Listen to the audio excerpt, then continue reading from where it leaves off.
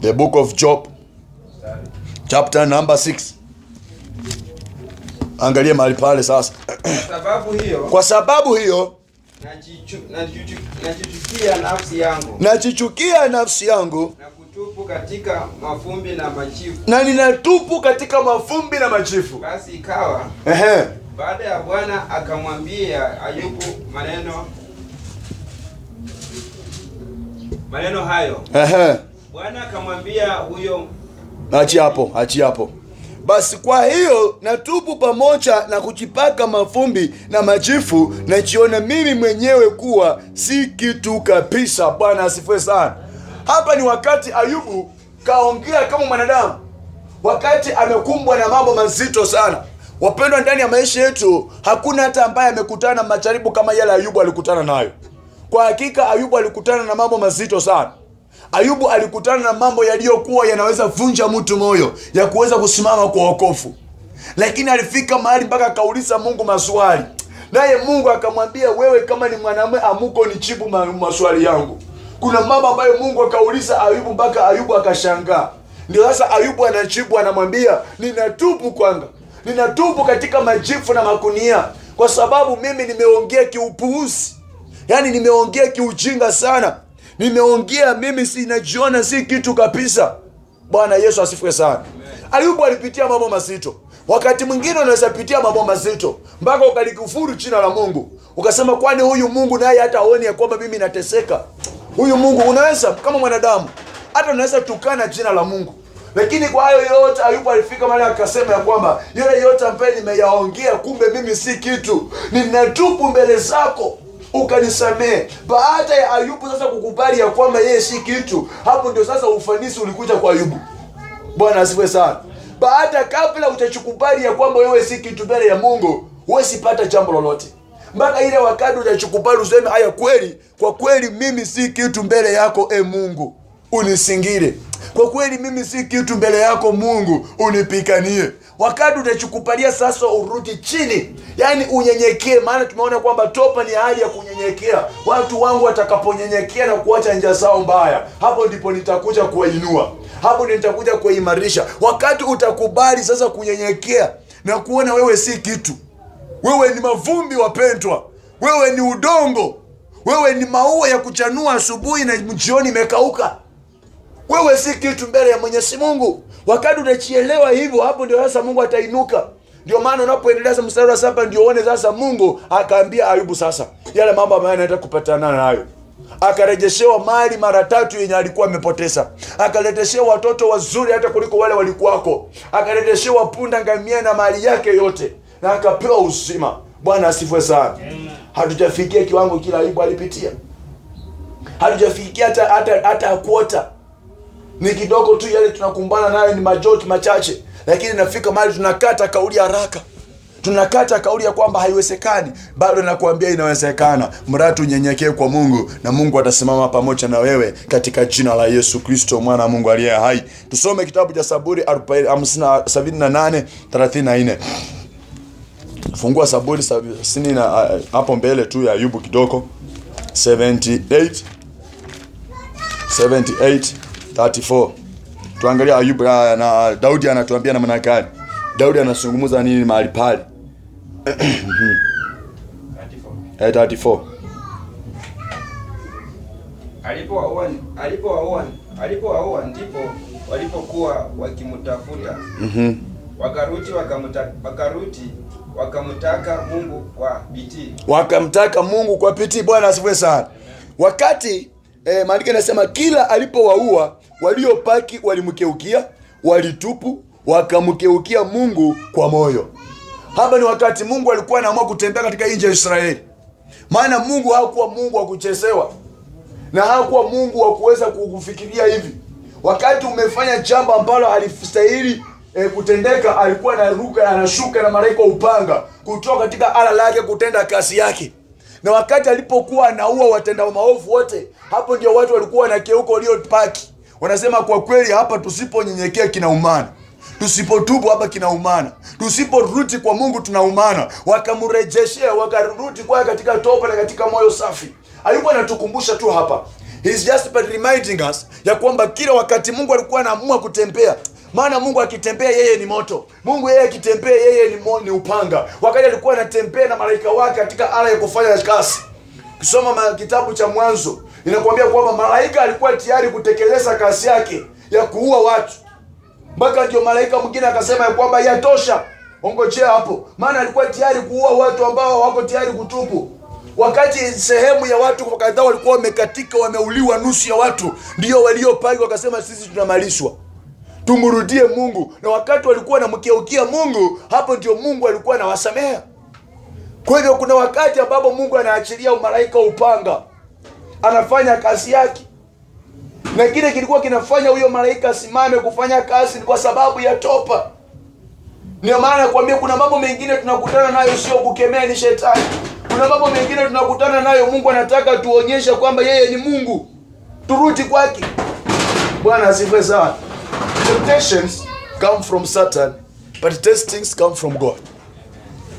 Na wakati unapata testi, unakuwa tested. Hata shuleni kuna mitihani huwa tunapitia ya kuonyesha kwamba unahitimu kwenda darasa lingine ama unahitimu kusonga mbele. If you don't pass the test, then itakulazimu urudie ile darasa. Na temptation inakuja kukuangusha. So temptations will come always from Satan. And Satan atakuwa anataka kukuangusha. But the testing inataka kukupruvia kwamba your faith is mature enough to defend what you believe in. Bwana asifiwe sana. Kwa hiyo wakati mwingine if we are under testing, wakati tunapitia test ya Mungu, it is not a time to cast out. It is time now to do what God requires. Ni wakati wa kutenda kile Mungu anachohitaji katika jina la Yesu mwana Mungu aliye hai. Vitabu vimepaki viwili, fungua kitabu cha Yoeli. Fungua kitabu cha Yoeli. Yoeli 2:12. Yoeli 2:12. Haleluya. Bwana asifiwe sana. Yes, tunasonga Yoeli 2:12. Umeipata? Nataka kuzungumzia mahali pale. 2:12. Haleluya. Yoeli 2.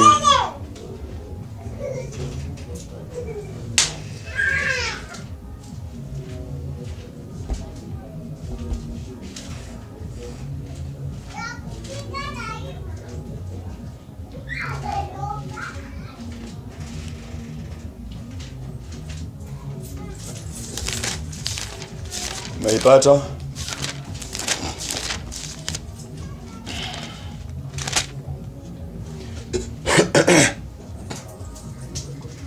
Ujapata Yoeli? Unatoka Daniel. Toka Daniel, Hosea. Najua Daniel utaipata. Alisana na manabii.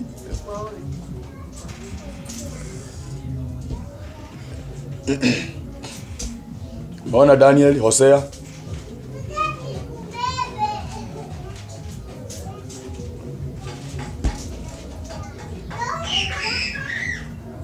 Kutoka Daniel, Hosea. Daniel, Hosea. Iko mbele.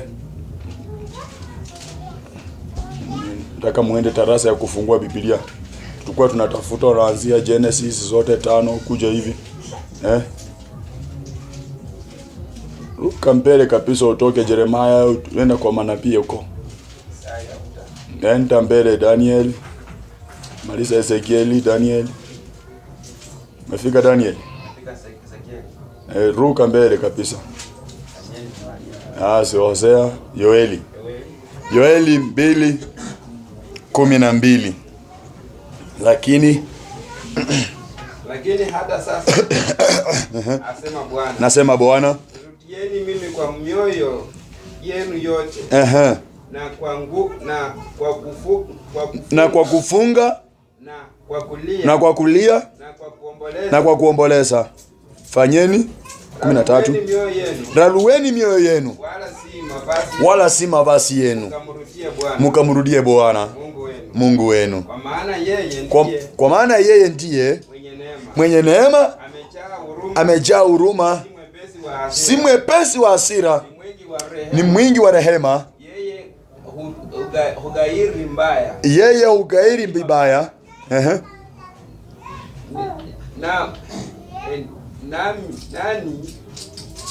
Nani achuwae kwamba achi hapo, yeye hugairi ama daima yu tayari kuacha kuadhibu. Bwana Yesu asifiwe sana. Yoeli anazungumzia jambo hili. Ndio maana ilikuwa jana ama ni juzi nikiambia wapendwa, a ministry that does not based on fasting, topa, kufunga na kuomboleza, then how do they gain power? How? A servant who does not fast, how does he gain power? Anapataje nguvu za kufanya huduma?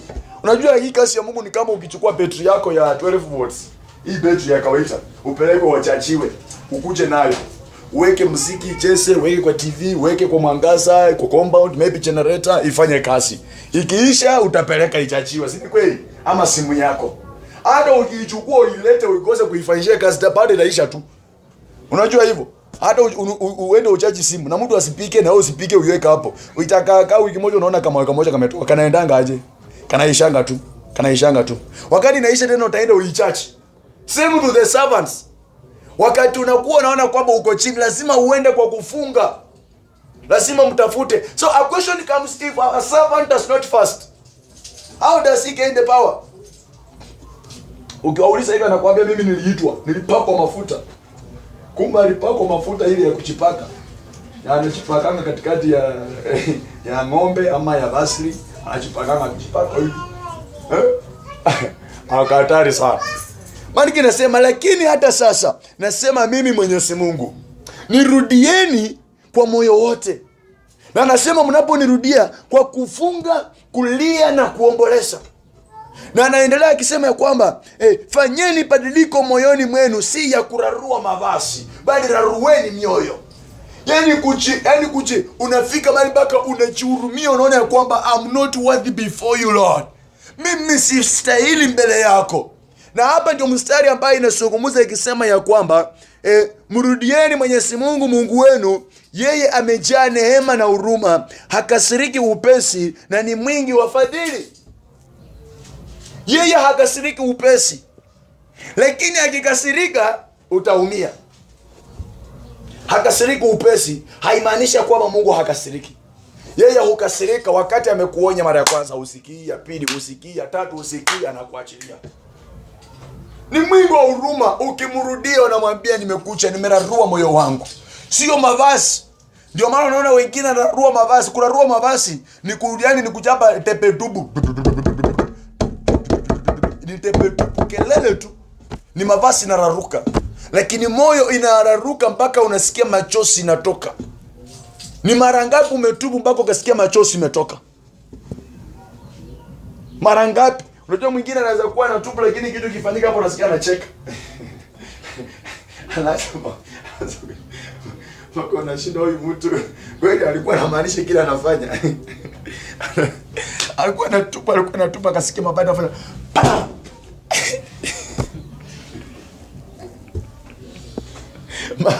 Maana unajua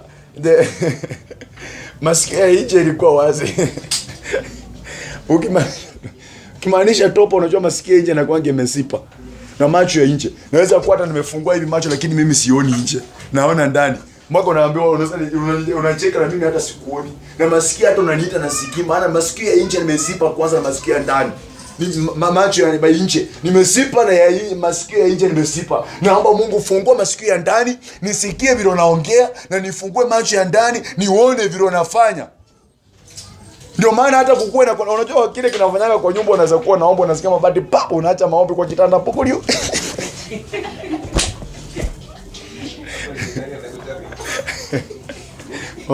Maombi imekatikia hapo. Maombi imekatikia hapo, utamaliza utasema amen kesho.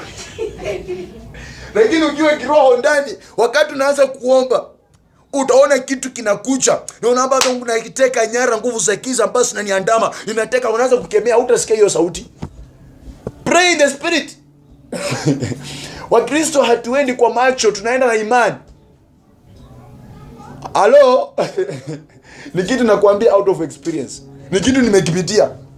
Wakati nilikuwa naanza kuomba nyumbani, unasikia mlango imegongwa pa, mpaka unashindwa hii mlango, yani mtu anaongojanga tu nikianza kuomba ni anakonga. Ukitoka unatafuta uone mtu, kaona huyu ni shetani anataka kukata laini zangu.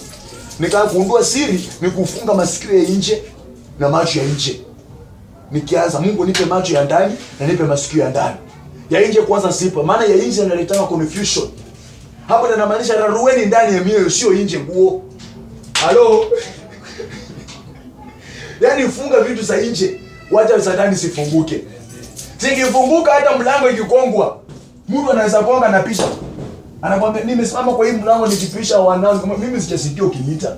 Bwana asifiwe sana. Ndio maana wakati hapa mtu akiomba unaweza simama kwa hii mlango mpaka vile watamaliza. Kwa maana mtu ana roho. Si eti ananena na mwili. Ukinena na mwili hata mtoto akikonga tu hivi utasikia mtu amekuwa mlango. Yaani umeteka laini mbili. Ukiteka laini mbili kupokea ni ngumu. Unanipata? Ukiwa tu kwa nyumba umemaanisha sasa umezama katika maombi, unararua moyo. Yohana anasema rarueni moyo katika kulia na kuomboleza. Uko chini mpaka machozi inatoka. Yaani hata kile kitaendelea kwa hiyo mlango for 30 minutes. Hautasikia. Wakati unatoka naambia wewe umekuwa kwa nyumba na wewe anamwambia mimi nilikuwa kwa maombi. I was communicating, nilikuwa naongea na Mungu wangu. So lazima ilikuwa ni maliza. Lakini ukiwa unaomba lakini masikio na macho iko nje, baada naangalia hivi naangalia hivi, ikikongo tu hivi kidogo. Umesema amen. Naenda kufungulia Mungu. Kumbe umetuma kuconfuse maombi yako. Anakupeleka mshenea hapo sasa before tu kwa maombi kwa hiyo line. Ni ngumu sana. Kwanza kama hujaijua, kama ulikuwa unaomba maombi mtu akakugusa. Imagine tu kama unaomba tu alafu mtu anakuja na kuambia naitwa hichi. Ukate hiyo maombi, hautafika hiyo kiwango tena. Hata ukirudi tu tena uanze, hautafika hiyo kiwango. Wewe umekatwa, laini zako zimekatika. Yeye hakasiriki haraka. Ni mwingi wa huruma na neema. Lakini haimaanisha kwamba yeye hakasiriki wakati unakosea. Maana the moment anakasirika wakati umekosea, wewe uko matatani. Kwa hiyo ni vizuri sana kurejea kwake katika kufunga, kulia na kuomboleza. Bwana Yesu asifiwe sana. Ndio maana nikakuuliza ni mara ngapi umefunga, ukamulilia Mungu, ukaomba, ukasikia machozi inatoka. Machozi inatokanga tu wakati umesikia huzuni. Wakati unasikia uchungu. Na wakati unaomba.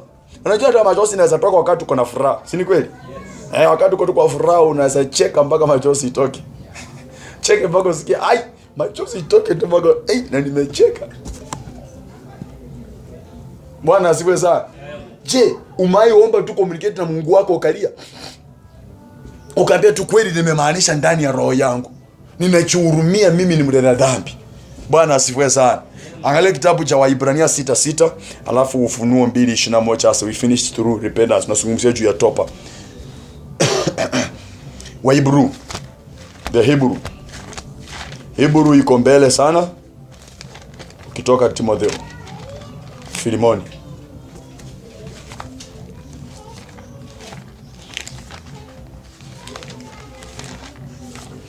Umeipata?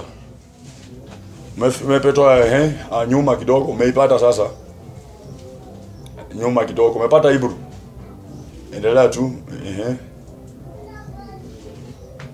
Ni nyuma. Nyuma huku kabisa. Sio kabisa. Sisi naangalia tu hiyo Ibrania. Umeipata? Bana. Unajua umeanzia huku ndio nakwambia. Rudi nyuma. Hebrew 6:6. Waibrania 6:6. 6 anasema namna gani?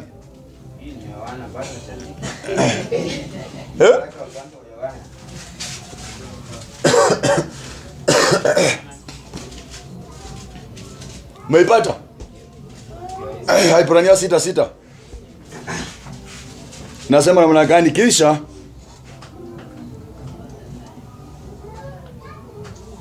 anzia 4. Anzia 4 ma. Kwa maana hao waliokwisha kupewa nuru na kukionja kipawa cha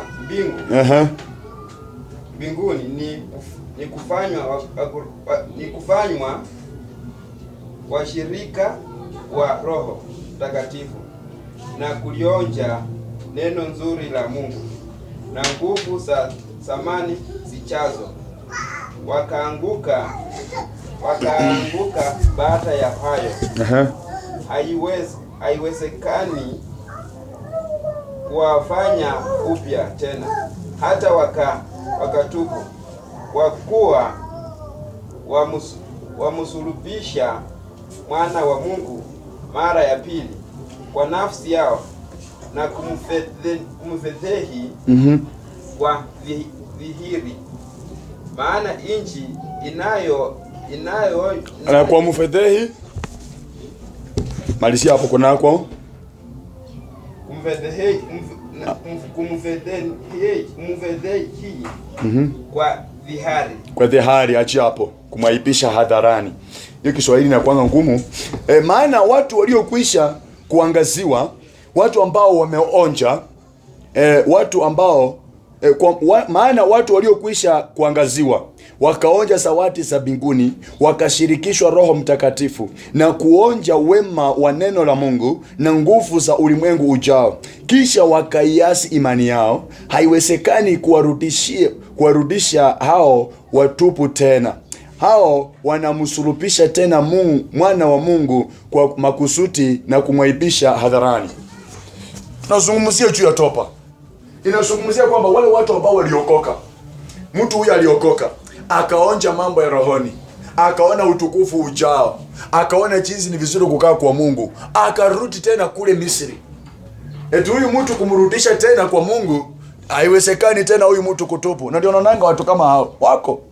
Ukianza kumwambia bwana kitabu fulani kinasema hapo nilihubiri. Hapo unaniambia mchungaji nilihubiriwa nilikuwa mahali fulani nikachapa injili hiyo mstari. Na anamekosea, unamwambia hiki tunaenda kwa moto wewe. Anaambia hapo. Anamwambia ndugu hapa bwana Mungu anakupenda. Anamwambia hata mimi Mungu alinipenda kitambo jana hata niliokota 2000. Si Mungu ananipenda?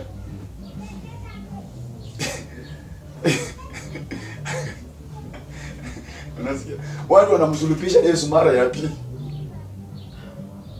Wanataka kusulubisha yani wanataka kumwaipisha Yesu hadharani. Ndio maana Waebrania anatuelezea hivi. Ni tahadhari kwa watu kama hao, na ukienda kumrekebisha usipochunga wewe ndio utabadilishwa. Mtu kama huyo Tobias, ukienda unataka kumwambia rudi kwa Mungu, usipochunga wewe ndio utabadilika. Atakwambia unajua mimi kuna wakati tulikuwa sisohe. Tulikuwa tumefunga. Shetani alishuka yeye mwenyewe. Wacha maagent. Alishuka mwenyewe akasema mimi ni shetani na nimetoka kwa ufalme wangu. Nyinyi mnakaa kwa Mungu, amewaahidi kari achawapatia. Mungu ni muongo. Na ndio maana nilikaa naye nikamwambia, nikaona yeye ni muongo, nikatoka kwake. Kujeni kwangu nitawapea gari within 3 days. Tukatetemeka. Shetani anaongea. Tukatetemeka. Ambia nyinyi mnaona kila mahali mnaangusha vitu zangu, mnabadilisha, mkienda watu wakanga wanaokoka, maagent wangu mmeangusha, mnachoma vitu zangu. Nimechoka. Na nitahakikisha nimefunja hiki kikundi. Na kweli alifunja hiyo kikundi. Sasa hivi tulikuwa mbali. Wakati nilirudi nyumbani nikauliza nikiwa na nyingi, kwani nini iliendelea hapa? Kaliinuka tu dada mmoja akainuka akaanza kukoroka hapa katikati, anaanza kukoroka, mwingine akainuka akakoroka, wakakorokana, huyu akaenda kivyake, huyu akaenda kivyake. Walikuwa watu karibu 6 wangefalishwa madhabahu. Watu mngeingia mahali kila mtu wako sharp. Niambia wewe unaona nini? Zote zinaletwa hapa. Kazi inafanyika hata hakuna maombi, mtu akiwa kwa hii room hawezi sikia. Na mnatoka hapa mnasikia radi inashuka mchana saa 7. Inachapa radi ya Mungu inashuka saa 7 mchana. Tulitoka kule ikachapa mchingine hapa ikachapa Rivanzoya. Nyoka kubwa hivi ikatoka kwa mto ndani. Yule mama tulienda kukesha kwake alikuwa amelala usiku mchana, maana tulikesha. Akaletewa ripoti, enda chukua hiyo nyoka utupe kwa maji iende. Anaamuka na anaongea tu kwa ruka, anaenda akachukua hiyo nyoka kwa kunia kwa mto pa. Bwana asiwe sana. Shetani anaweza kuja. Ndio nakwambia. Usipokuwa kini sana dada yangu. Unakuta huyu mtu alikuwa ameokoka na anarudi nyuma. Unataka kumrejesha. Chunga sana vile unaenda. Yeye anaweza kuambia wewe umekaa kwa Mungu, ona vile unafanana. Kwanza kianza hiyo inakuvunjanga moyo.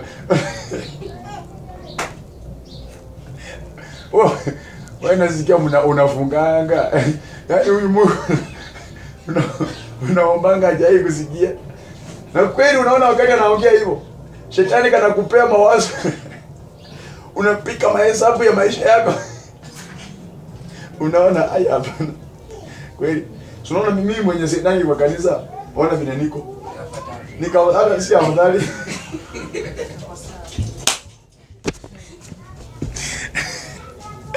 Niko sawa. Unaona vile shetani unafikiri kwani shetani atakuja na kwani unafikiri shetani atakuja kama mkanga kwa nyumba yako? Shetani atakuja amefaa na amebeba Biblia. Anambia asifu sana ndugu. Hata wana vile unakaa wewe. Wewe umeomba hii maombi umeomba. Kwani huyu ndio nasikia hapa. Unajua ndugu yangu anataka kuwaipisha Yesu hadharani. Anasema jihadhari na watu kama hao. Haleluya. Josephine, unaweza kutana na dada kama wewe umeomba na sasa hivi huna kazi na mimi niko na kazi. Kwani huyu Mungu naye akupatie? Unajua anaanza kuambia unamwambia wewe uko na kazi Unajua na kazi kumwambia hiyo kazi itaisha within 1 week. Na ukuja kama na mimi nipokee yangu. Anaanza kusema huyo mtoto ako na mdomo mbaya. Alisiku.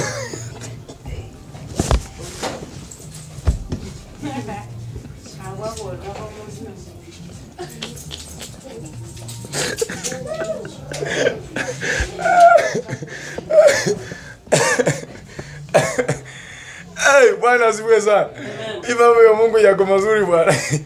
Enyewe ukiwa kwa Mungu, alafu Mungu anakuja kukuchekelea kwa sababu ya wokovu wako, usiwahi tamka kitu mbaya, itafanyika. Mungu anakuja kukuchekelea. Anakuambia, wewe umekaa kwa Mungu. Ikadhani. Mungu amekwambia hivyo. Tunaona huyo mtu anakuvunja moyo. Mungu tunaona hivi tunavunjika moyo. Yenyewe unapika mahesabu. Ile mashito umepitia na niko kwa Mungu. Na huyu mtu hayuko kwa Mungu na ako sawa. Afadhali niache huyu Mungu wangu, niachane na yeye. Hapo sasa ndio umejichimbia kaburi. Yes. Bwana asifiwe sana. Maandiko yanasema kwamba mtu wa aina hiyo kumrudi tena atubu, chunga sana. Anaweza kukupendua. Titus anaweza kukupendua. Anaweza kukupikia mahesabu, akwambia wewe Titus tangu uokoke. Ukihesabu yale Mungu amekutendea mazuri na yale mabaya umekutana nayo, weka kwa when you preach. Unaanza kupima, unaona yale mabaya ni mingi kuliko mazuri. Sasa afadhali kaa kutoka kwa Mungu. Sasa ndio utachiletea sasa mabaya, ndio sasa utakuwa umejichimbia kaburi. Bwana asifiwe sana. Haleluya. Wakati mwingine kwa maisha kuna kuwa na mambo kama hayo topias. Kuna kuwa na watu kama hao. Na lazima ujue vile unadili nao. Maana mtu ukianza kumwambia kwamba maandiko yanasema, anakuambia hiyo maandiko nilisoma. Hapo nilisoma na kwanza hata nilisoma mahali pale nikatoa ushuhuda kubwa. Anaanza kukuambia vile Yesu alikuwa anamtumia, anakuambia mimi nilienda mahali nikawekelea mtu mkono na akapona.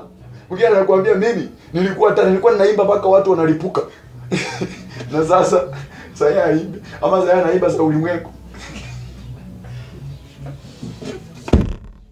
Anakuambia mimi nilikuwa nasimamia wamama, miradi ilikuwa inaendelea vizuri. Na sasa kwa nini usimamie wamama? Naambia wachana hao mama wa kanisa ni midina. Ni midina tu. Na kichini chini. Sasa unajua ako na mipango ya ulimwengu. Ya ulimwengu yeye anajua madili za kuproku mtu shamba. Anajua madili za kutafutia wasichana kazi na kwenda kufanya na kwenda kuuza kwa baa.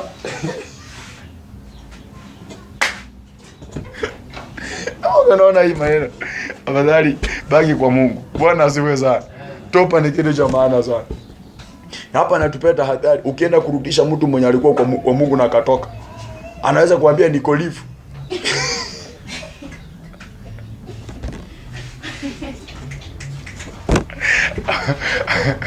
Ama kwa nimepewa off duty. Makwana shindana Unashinda ofisi gani nikupea off duty? Kuna wengine wanajipeanga hapa off.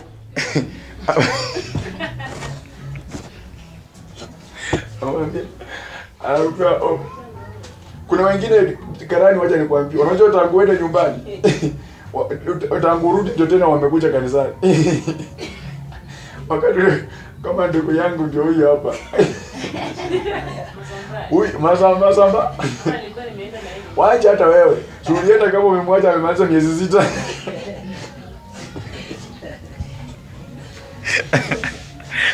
Naja kwa menda ushaka. Amekuwa kwa ideka. Hata ndiye amepikia ndugu yako simu. Akamuuliza uko wapi? Akamwambia niko kanisani. Wanajipea off kama dada yangu huyu mwingine huyu Violet. Wanajipeanga off. Sasa off ikiisha. Off ikiisha wanapatikana. Kuna watu kama hao. Au ukikutana na yeye, akwambia pastor tuko pamoja kiroho.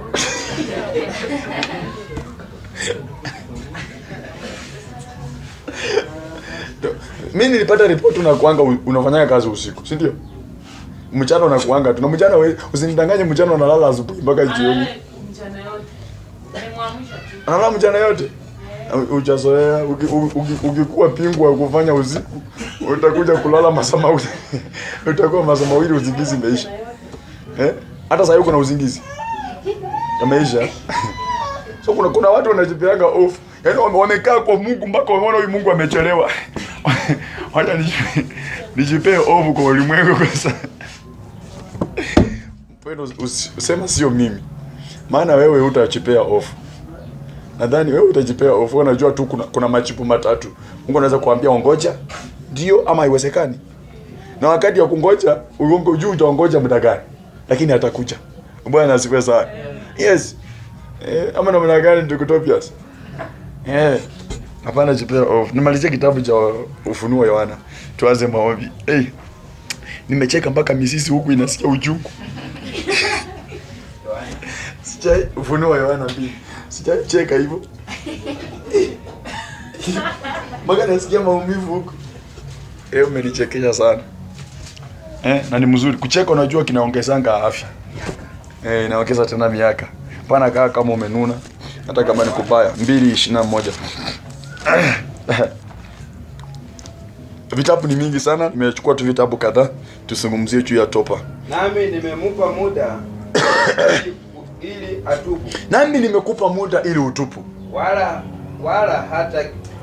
wewe hautaki.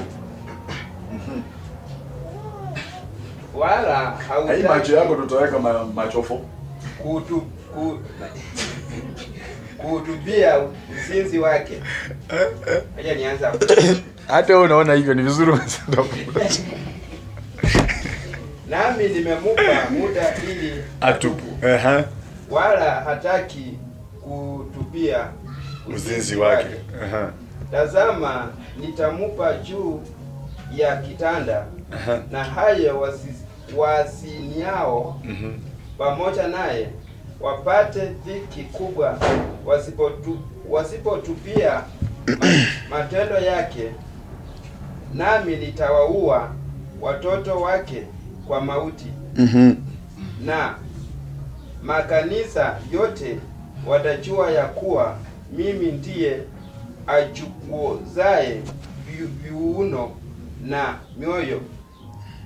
Nami nitamupa kila mmoja wenu kwa kadiri ya matendo yake. Amen. Bwana asifiwe sana. Amen. Maandiko yanatuzungumzia hili ni baadhi ya mojawapo ya makanisa 7 ambayo Roho Mungu alikuwa amepea Yohana akiwa katika shimo la Patmo ufunuo juu.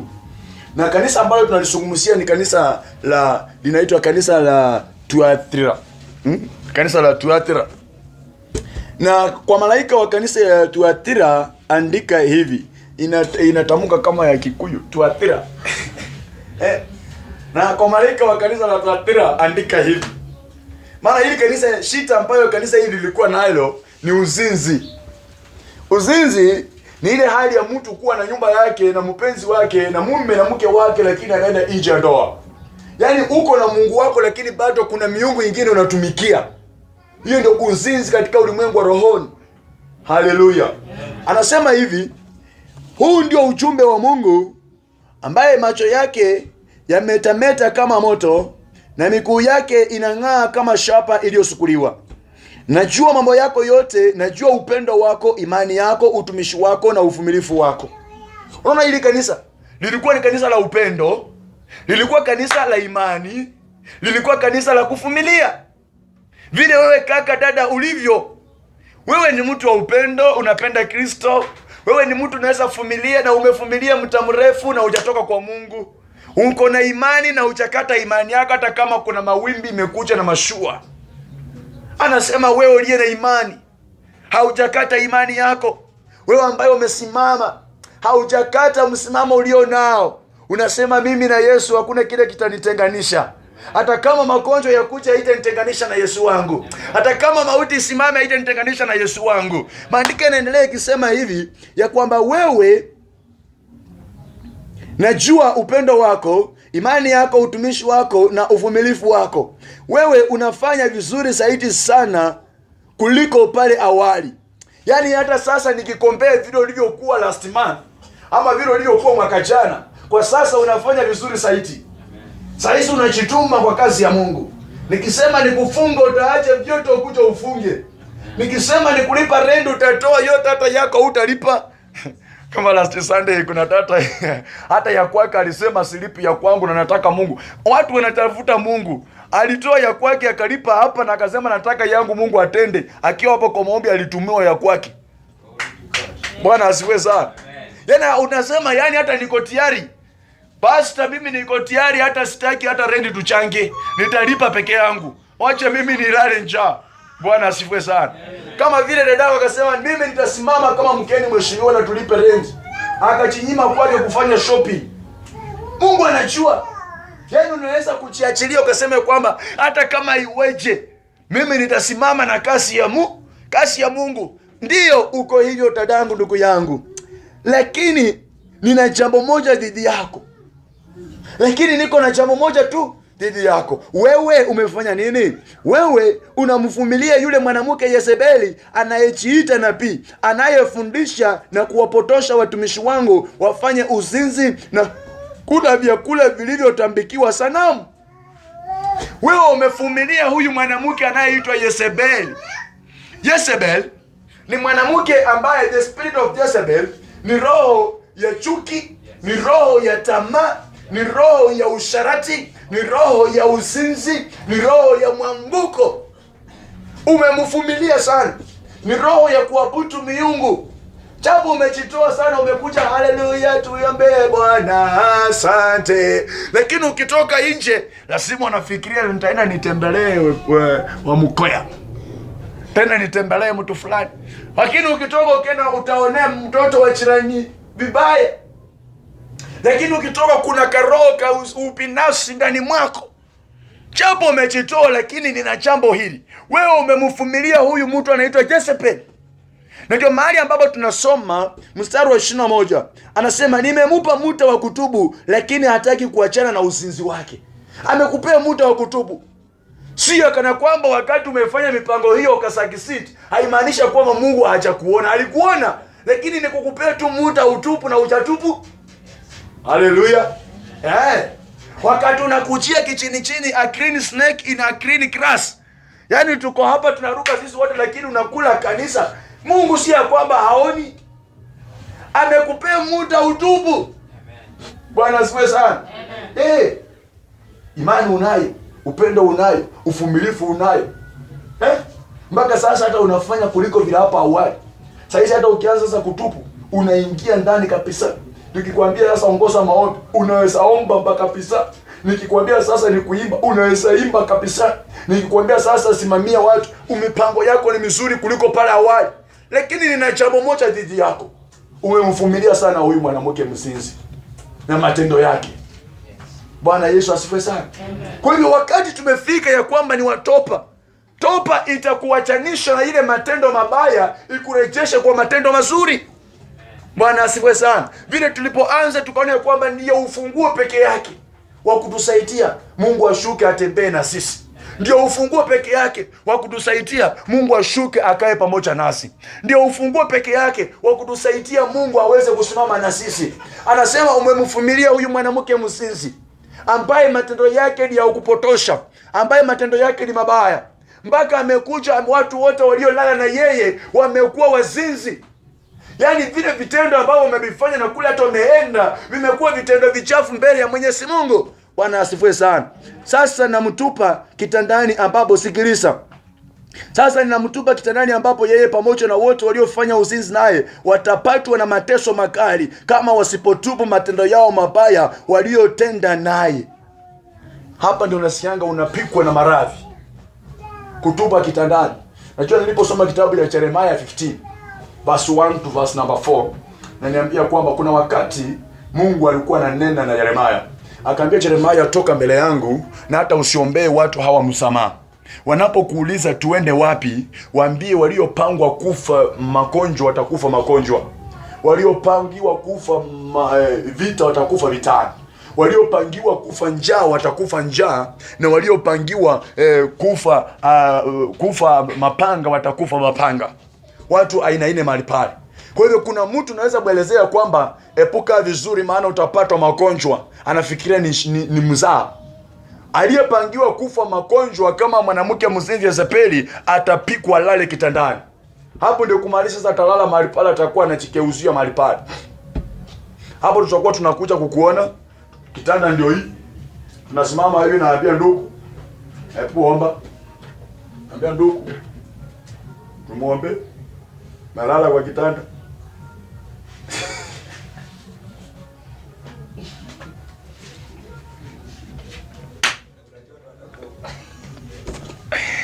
Ukiona mchungaji amekuja na alikuwa anasema kaa vizuri, na kile kimekulaza kwa kitanda ni magonjwa, hata unaanza kulia tu. Mwanzo tu machozi naanza tu kutoka. Ambia usilie, Mungu atakuponya, lakini hata ukiona hapo unakuponya kweli. Ukitoka mahali pale. Iko siku tulienda Kenyatta Hospital. Nienda na wewe? Ya, nienda Kenyatta Hospital mara ya kwanza. Nikafika Kenyatta. Kaangalia kaka. Angalia kaka. Hey. Nasema neema ya Mungu tuombe. Kwa kuja. Nikakuja nikaomba hiyo kitu, sikupata ripoti. Siku ya pili nikarudi kule. Niliporudi kule kusimama hivi, duku kutoka mahali pale nikaona Sunday imeenda. Anambia hata siruti huko. Sasa naenda kuombea mtu wa kuenda. Hakumaliza hiyo mwezi. Ananiambia huyu hii mwezi haishi. Ilikuwa matarehe 10 na nikamwambia hii mwezi haishi, huyu ameenda. Tulizikaga. Unasikia mali imesema kwamba kiuno chake kitayeyuka. Hebu soma wapi? Kuna mstari umezungumzia juu ya kiuno. Achana na Junior, achana huyu. Hii Junior alikuwa mgonjwa na mnakuja na mniamushi ni muombe. Nyinyi wabaya sana. Umeenda kwa daktari na tena daktari ako kwa shughuli zake, umwambii unatoka tu hivi eti mimi nalala. Mimi nilikuwa nalala ama nilikuwa napumzika? Wapi hapo nisomee ndugu yangu tena? Tena watawaua wafuasi wake ili makanisa yote yatambue kwamba mimi ndiye niliyechunguza mioyo na fikra za watu. Nitamlipa kila msoma mstari wa 23. Nami nitaua watoto wake kwa mauti. Na makanisa yote watajua ya kwamba mimi ndiye achunguzaye viuno na mioyo. Unaona hiyo kitu? Mungu anachunguza. Unajua kuna wakati, unajua upendo na wabianga. Maandiko yanasema kwamba funga mshipi yako vizuri. Mkanda wa kiuno iwe umefungwa vizuri. Usinzi ni kitu mbaya sana. Tafadhali usinzi. Kwa ndoa usinzi ni kitu mbaya sana. Usinzi ni kitu mbaya. Anidha? Nisipozungumzia hapo unajua watu wengi hawazungumzi. Najua hapo na sitakosa kuzungumza. Hapo ukikuja hapo, kama dada yangu hauna, ambia Mungu akupe na ulete hapa. Uende huko kando. Naanza kuniambia kichwa nauma, pastor niombee, hii kichwa nauma. Sijui mwili haina nguvu, pastor niombee. Mimi ndaanza kuchunguza hii magonjwa yanatoka wapi. Ni nini inasababisha hii magonjwa? Niende mpaka kwa msisi na kuja na kukuta mahali fulani. Niambia neema ya kutosha. Usinzi ni kitu mbaya sana. Inakulanga mpaka mauno.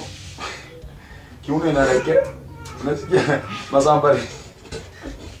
Kiuno inaelekea. Usinzi ni kitu mbaya sana. Na ni kanisa, unajua mambo mengi sana wachungaji wasungumuzi yake. Wakuzungumza tu kama unataka gari simama. Kama unataka kazi, wale watu wanataka kazi simama hapa. Na kila mtu uko umeshika pahasha, simama. Wale wanataka ndoo, wanajua kuna wakati pastor alikuwa anaomba. Wale wanataka ndoo wasimame. Alafu ukisimama, anaambia haya kila mtu aangalie nyuma. Yule unaona. Okay.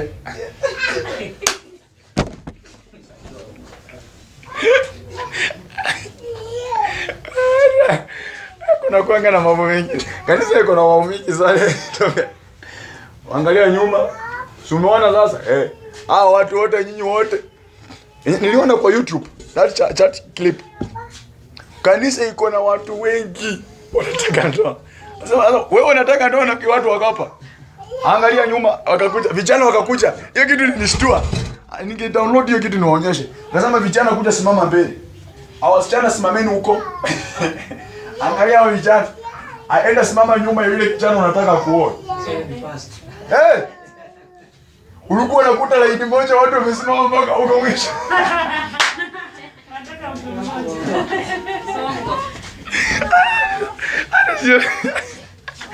Hii clip nitaitafuta niwawekee kwa simu hapa muone. Sasa unajua sasa pastor anaanza kuchunguza kwa watu. Sasa tena wewe mwanaume utakeuka uanze kuangalia hii line. Ni nani sasa na wewe utapenda? Wamesimama karibu watu 6, 10, wengine 17. Lakini sasa wewe mwenyewe utatembea kwa ile line ukichunguza nani utapenda hapo. Sasa ukipenda unamchukua mnashikana mkono mnaenda mbele ya pastor. Anawaombea. Maisha yanaanza, anachukua kwa sataka anawapea 1200. Ndio imeanza. Hivyo. Hao wanafanya staki kukaa na mapachela na kwa kanisa. Muongezeke kanisa iongezeke. Chukua ziko pinje nyinyi anawaambia. Kanisa ilikuwa na masingles wengi. Masingles wengi anasema hapana leo nataka kufanya chambo. Singles wote simameni. Wanaume mkuje mbele. Wanaume wakakuja wakasimama mbele. Singles wa dada simama pande hiyo. Simama pande hiyo. Ulikuwa unakuta mwingine ako na mtu mmoja. Ulikuwa unakuta mwingine ako na msichana mmoja, mwingine hata hana. Mwingine amesimama hana. Mwingine alikuwa anakuta ako na watu 16. Mpaka nilikuwa naangalia nasema, "Hiyo basi ni is it a desperate situation ama ni nini?" Lakini ndoa ilikuwa inaendelea. Basi naambia basi nakuja nawaombea. So uzuri walikuwa wakikuja ukichukua huyo anakuja na kuambia weakness yako ndio hii, maronjo hii lazima tufunje hii nawaombea wanafanya deliverance. Anawatangaza naambia treasurer chukua 50,000 pea hao. 50 pea hao. Kwa hiyo service moja kuna ndoa zaidi ya 50 zilianza. Na akawaambia muende muongezeke vile Yesu Mungu alisema. Kanisa iko kubwa. Naona vile mambo yanaendelea. Hata kanisani kunaendeleanga hivyo. Unajua kuna wakati nikiwa na nyuki, there is something pastor aliuza akasema tukikuwa na any chance tuseme ya kwamba si usuko na ndoa yako mke wako na mume wako. Any chance Mungu ashuke na aseme sasa umepewa tu nafasi dakika moja. Unaweza badilisha your partner. Watu wengi watabadilisha.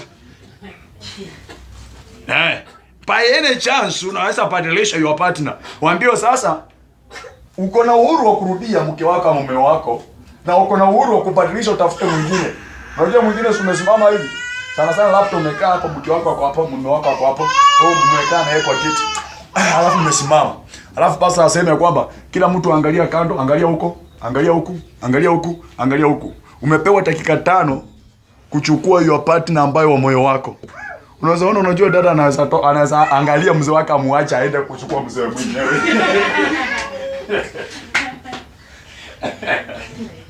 Si ni kweli?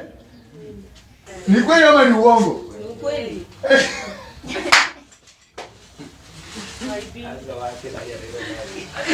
Hata unaona mwanaume pia ameachana na wake hapa. Hapana, kila mtu atafuta, kuna wengine watakosa. Na kuna wengine watapata. Na wengi watabadilisha. Juu mtu atakai anaona hii mtu nimeifumilia. Anashika una na nyamaza. Hiyo ndio nazi. Hiyo ndio nasikia hii spirit nazo. Unajua ni mzuri. Unajua ukitaka kufundisha mambo ya rohoni, Yesu alikuwa anatumia vitu vinaonekana ili watu waelewe. Bwana asifiwe sana. Na ndio maana unasikia mahali tumesoma 23, 22 inasema hivi ya kwamba sikiliza, sasa namtupa kitandani ambapo yeye pamoja na wote waliofanya uzinzi naye watapatwa na mateso makali. Wasipotupu. Maana walikuwa tayari kubadilishana tunakwenda kitandani na kila yoyote. Na karibu 99% watabadilisha. 1% ndiye atakumpatia tu mke wake na mume wake akasema mateso tumepikwa na wewe sikuachi. Huyu aseme mimi pia sikuachi. Lakini 99% topias ukisimama hivi utasema hii mwanamke amenisumbua na kaanga. Kumbe ndani ya kanisa kuna roho ya uzinzi nafanya kazi. Chapo kanisa lile liko na imani, liko na upendo na uvumilivu, lakini the spirit of adultery inafanya kazi. Na ndio maana kumbe wakati tunasemaga hata tukiruka, huyu naye anatakanga aseme huyu ungekuwa mume wangu, huyu angekuwa mke wake. That is the spirit of adultery inafanya kazi. Na ndio kanisa ya Thyatira ilikuwa kama hivyo. Bwana asifiwe sana. Hapo ndio Mungu aliambia Yohana, tazama ile kanisa. Lile kanisa liko na upendo, kama mmoja wao amepatwa na shida na kama hapa tulipata mtadaidi walipatwa na shida. Watu wachache ndio walisimama na yeye, hata ile pesa sitampea. Watu wajai toa pesa. Zile nimefika 1000. Niko 1000. Upendo watu tukisema upendo tuko nao. Watu lakini ningesema ya kwamba ni pastor, hata mtu angekula kwake. Hata nitolee pastor. Nitolee pastor. Uvumilivu tutavumilia hapa. Tulikiwa vita karibu tukae chini. Anasema pastor tutavumilia, tutakaa tu chini bora tumuite Mungu. Lakini niko na chambo hili dhidi ya wewe. Umemvumilia sana huyu mzinzi kanisani. Kanisani. Maana uzinzi ni spirit. Jezebel, the spirit of Jezebel ni roho ambayo inaingia ndani ya watu. Si ya kwamba Jezebel ni mtu, ni roho ya Jezebel inafanya kazi ndani ya watu. Ndio hapo unaona kwamba watu wanabadilishana. Kumbe wakati Topias anasimamanga hapa akisema Bwana asifiwe, na yeye mwingine hapo chini anasema tu Topias angekuwa mume wangu. Mzuri unasemanga mimi nimeoa. Nilienda Lumakanda. Wale wanajua Lumakanda. Area Targo. Kuchapa injili kule bwana. Nimemaliza injili. Kule ndani kuna watu wanasema huyo tukwe wangu. Na hii watu ningekuwa na karoka ushazaji kwa kitambo. Niamua kazi ingefika mahali imefika. Ilianzia kule nyumbani. Kila mtu kwa kanisa zilikuwa sijaoa. Kila mtu kwa kanisa